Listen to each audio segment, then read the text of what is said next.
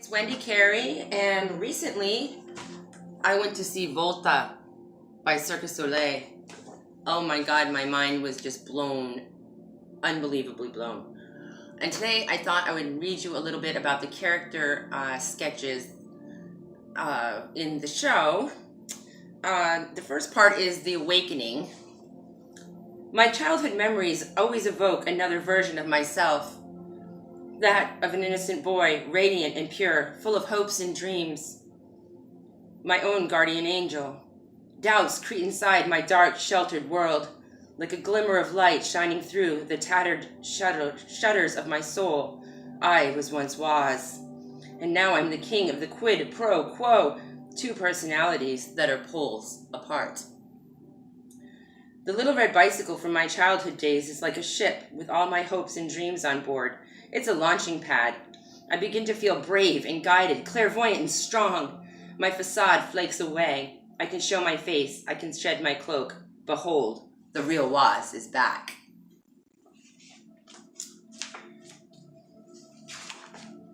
We'll move up here to the elites. The elites are bloated, self-important royal wannabes. Fitting in is all they aspire to. Self-knowledge, awareness of others, open-mindedness, and curiosity are the least of their concerns. They're conformists who look down on the Greys, even though they were once Greys themselves. And they utterly despise and fear the free spirits because they find their freedom deeply unsettling. They're slaves to judgment. They're power-hungry and ruled by fear. Another thing the elites have in common, they idolize me, for I am their king and savior. Talks a little bit about the memories. Memories are the embodiment of my childhood dreams, at a time when everything was still possible, when I still held my destiny in my own hands, a time when fear had not yet taken the root in my gut. Memories are the rays of light in my dark world, lifetimes to my true self. They reveal the blue feathers under my armor in all their cerulean splendor. We have the Greys. The Greys are like the everyman, city dwellers who've accumulated the dust of inertia over time. Like the elites they aspire to become, the Greys are out of sync with their true selves. Lost in the fog of misguided hopes, they have a tendency to look for happiness in the wrong places. They live their lives permanently glued to their cell phones and screens.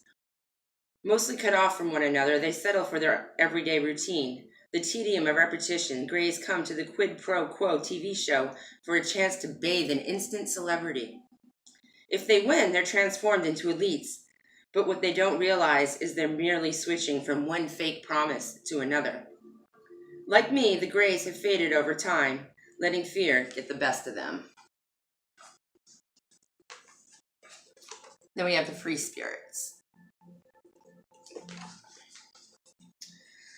The free spirits personify the glorious rejection of good enough. They're not bound by rules or expectations, not because they're lawless, but because they're free. They're driven by impulses and dreams. For them, there are no walls or barriers. They are benevolent, life-loving individuals who see beyond their own nose and care deeply about others. They travel the world collecting and sharing experiences. They're real and genuine and always seeking to fulfill their potential and that of others. The free spirits and the elites are polar opposites. To a free spirit, originality is strength. My encounter with the free spirits led me to my redemption. They inspired me to embrace my true self and find my free.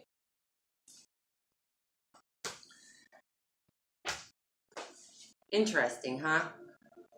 I've been processing this experience for, I don't know, the show was on the 11th. Where are we at now? January, 20 something? I don't know.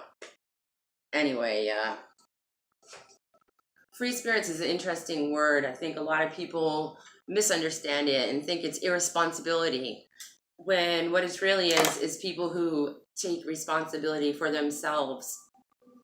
For me, that journey began with becoming an artist a little later in life. And behind me here is one of my pieces, Eve Was Framed.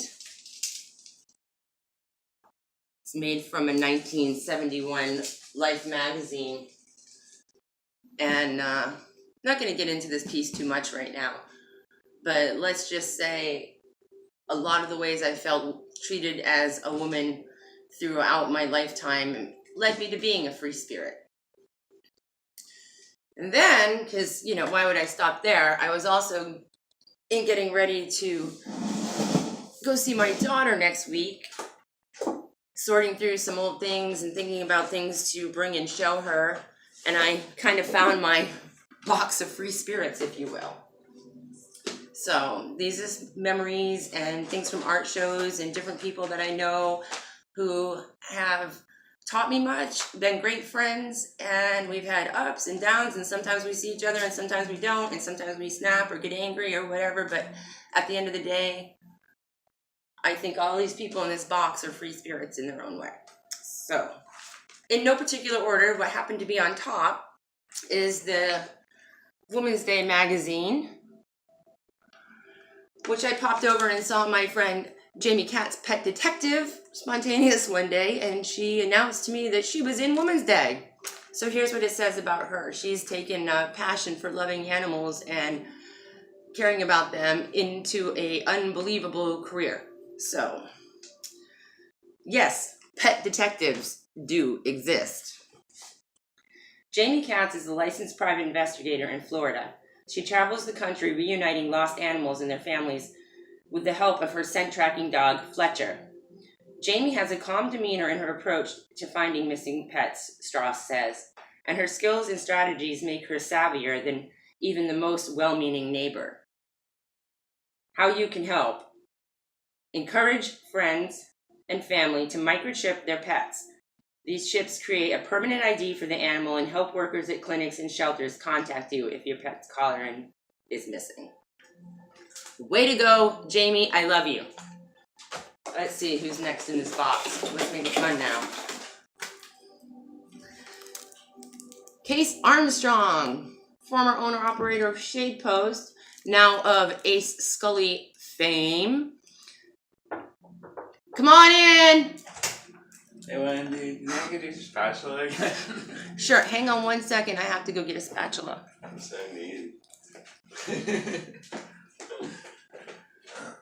Takes a village, man. I was cooking these eggs again, and I'm like, oh shit, I don't have a spatula. Thank you, Wendy. You're welcome. So, Case Armstrong, this is one of her way back when CDs on her own. I haven't opened it yet, Case, because I don't know, it's like a treasure, but I guess I should open it. I'll do that soon. Here's a flyer from the fall at now defunct also Gallery X, owned and operated at the time by Monique Everhart, and was a great little all-women's show. A lot of emotions expressed, discussions had, and good times.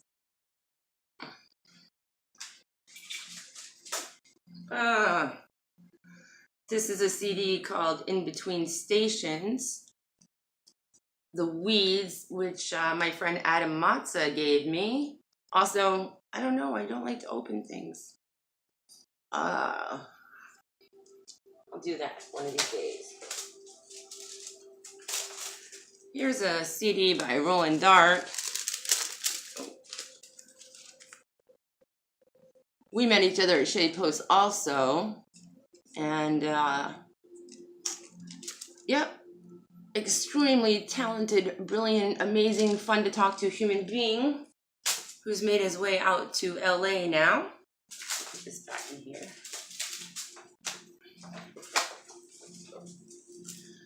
Got this Green Mantles CD. Picked that up at a show of theirs. Sorry, I can't even remember who invited me to that show, but they were kind of a really cool band from, let's see, Louisiana? I'm 45, give me a break, but memories, you know.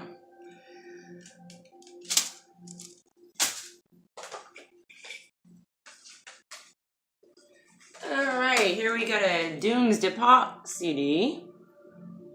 Big old heart on there, courtesy of Garo Gallo, formerly of Jump the Shark and The Bubble.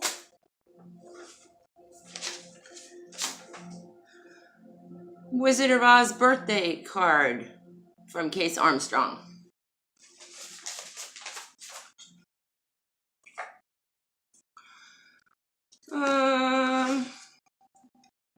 Well, this is a Christmas card that took me a second to figure out when I saw it today. For God so loved the world that he gave his only begotten Son, that whoever believeth in him should not perish but have everlasting